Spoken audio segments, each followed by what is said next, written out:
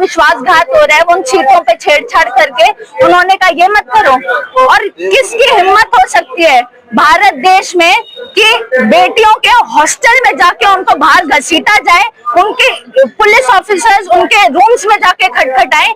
इतनी हिम्मत उनको दी किसने? वो नहीं लड़ रहे, ये फ्यूचर में आने वाली पीढ़ियों की लड़ाई लड़ रहे हैं। मैं आप सभी के माध्यम से ये अनुरोध करती हूँ कि सभी लोगों को आकर इन्हें हिम्मत देनी चाहिए, समर्थन देना चाहिए, हौसला देना चाहिए। गुस्सा है और साथ ही साथ मुझे बहुत बुरा भी लग रहा है कि मेरे भारत देश में, मेरे हरियाणा प्रदेश में पढ़ाई को लेकर इतना बड़ा जो बच्चे पढ़ना चाहते हैं उनके साथ ये चीजें हो रही हैं। बच्चे नालायक धरने पर पहुंचे समर्थन देने के लिए। आपने खुद भी इंडिया से बाहर यानी फॉरेन यूनिवर्सिटी में स्टडीज किया, तो क्या कुछ डिफरेंस आपने देखा इंडियन यूनिवर्सिटीज के अंदर और फॉरेन यूनिवर्सिटी?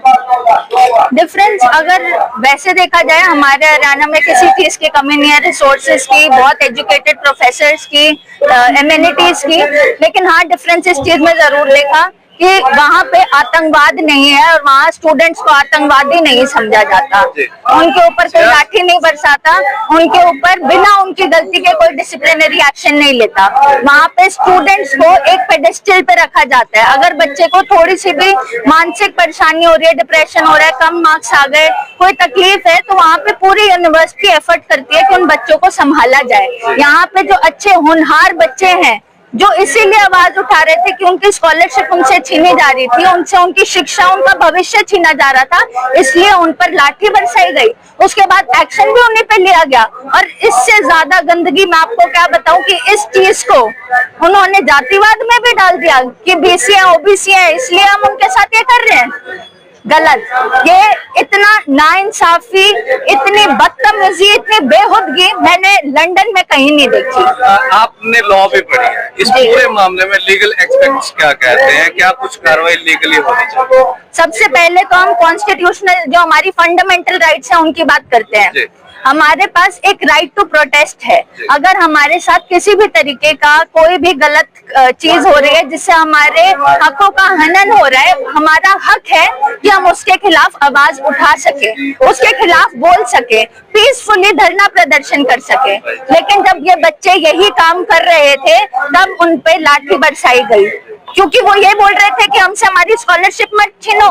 कि जिन लोगों ने अपनी जमीनें एचएयू को दी हैं उनके साथ जो विश्वासघात हो रहा है वो उन सीटों पे छेड़छाड़ करके उन्होंने कहा ये मत करो।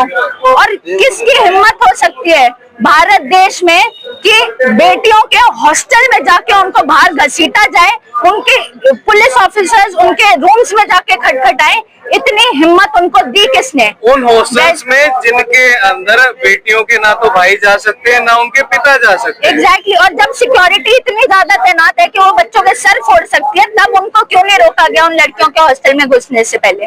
और जो एफआईआर हुई, जो कंप्लेंट्स फाइल हुई, उसमें इतनी झूठी चीजें क्यों डाल रखी है? वो जो लड़का है जिसका सर फटा है, वो इतना बड़ा वुंड है, फोटो सबके सामने है, उसको इतना सा वुंड बता के लिखा हुआ है। क्यों इन लोगों के ऊपर एक्शन नहीं लिया जा रहा? मैं ये कॉन्स्टिट्यूशनल राइट्स की बात कर रही थी। दूसरा हमारा हक है आजादी से, स्वतंत्रता से जीने का। अगर हमें यूनिवर्सिटी जैसी जगहों पे दबाया जा रहा है तो क्या फ्यूचर है आने वाली पीढ़ी का और क्या फ्यूचर है इन बच्चों का? ये बच्चे सिर्फ अपनी लड़ाई नहीं लड़ रहे, ये फ्यूचर में आने वाली पीढ़ियों की लड़ाई लड़ रहे हैं। मैं आप सभी के माध्यम से ये अनुरोध करती हूँ कि सभी लोगों को आकर इन्हें हिम्मत देनी चाहिए, समर्थन देना चाहिए, हौसला देना चाहिए। और अगर आपके माध्यम से कोई भी एचएयू यूनिवर्सिटी के प्रोफेसर, बीसी अधिकारी मेरा इंटरव्यू सुन रहे हैं तो मैं आपसे अनुरोध करती हूँ कि आप लोग अगर इन बच्चों का साथ देंगे तो आगे आपके भी बच्चे हैं, उन्हें भी पढ़ना है, उनका साथ आप अपने भविष्य का साथ दे रहे हैं। संजना जी, ये लोग आज स्टूडेंट है, कभी आप भी स्टूडेंट रही होंगे, तो मन में कितनी दुख, कितनी पीड़ा? मुझे बहुत दुख है, मुझे बहुत गुस्सा है और साथ ही साथ मुझे बहुत बुरा भी लग रहा है कि मेरे भारत देश में, मेरे हरियाणा प्रदेश में पढ़ाई को लेकर इतना बड़ा जो बच्चे पढ़ना चाहते हैं उनके साथ ये चीजें हो रही हैं। बच्चे नालायक होते हैं, बंक करते हैं, गलत काम करते हैं, उनके साथ कुछ नहीं हो रहा। लेकिन जो बच्चे पढ़ना चाहते हैं उनके ऊपर लाठी बरसाई जा रही है। कब बढ़ेगा इंडिया? जब बढ़ेगा इंडिया। तो आपका समर्थन केवल आज का रहेगा या आगे भी इसी तरीके से? मैंने इधर जितने भी स्टूडेंट्स हैं उनके आगे ये पक्का वादा किया है और ऑन रिकॉर्ड आप सबके आगे भी कह रही हूँ, आज 11,000 रुपए का समर्थन किया है। मेरे साथ 400 के करीब लोग आए हैं और साथ ही इनको किसी भी कदम पे मेरी किसी भी तरीके की जरूरत पड़ेगी तो हर कदम में तन मन धन से संजना सातरोड इनके साथ है।